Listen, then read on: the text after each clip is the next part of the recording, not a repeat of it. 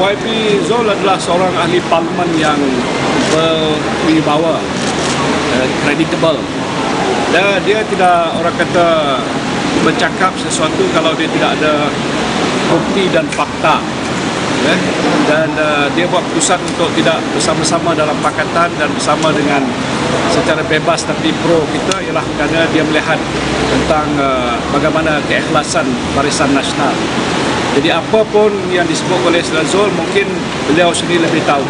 Saya tidak mengetahui apakah asas dia, tapi dia sendiri menyatakan dia ada bukti, dan saya fikir penting bagi dia menunjukkan apa fakta-faktanya, bukti-bukti, supaya rakyat yang membaca kenyataan beliau tu yakin ini bukan kenyataan politik tetapi ada asas, kerana tuduhan yang dibuat ataupun perkara disebut itu adalah sesuatu yang amat berat, ya, bermakna ada permainan silap mata yang mungkin rakyat tidak tahu tetapi akan membawa impak dan kesan besar kepada negara. Kalau pihak parti pembangkang menang dalam pilihan raya akan datang, apa yang mungkin dia expect.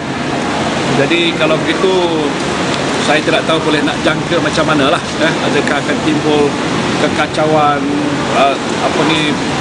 pergelutan kuasa kerana ada satu pihak cuba nak mengenepikan pihak yang lain. Itu basic prinsip daripada apa yang disebut oleh YB Zul.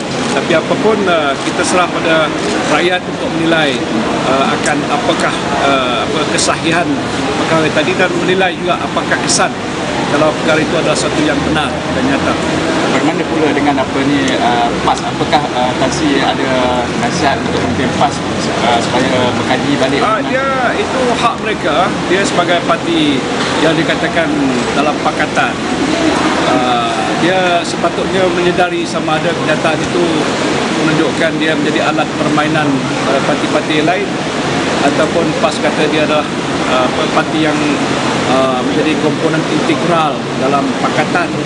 Kerana dalam pakatan ni kadang-kadang dia berpakat tapi sebenarnya dia, orang kata dia tidur satu bantal tapi dia mimpi lain-lain.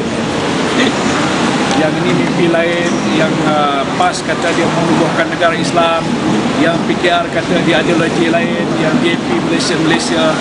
Jadi kalau itu saja, saya daripada awal tidak yakin bahawa pakatan ini Bible.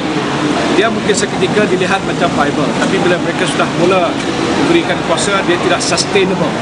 Sebab itu ada, orang kata, cuba menepikan satu pihak dengan pihak yang lain. Ini terbukti daripada apa yang disebutkan tadi.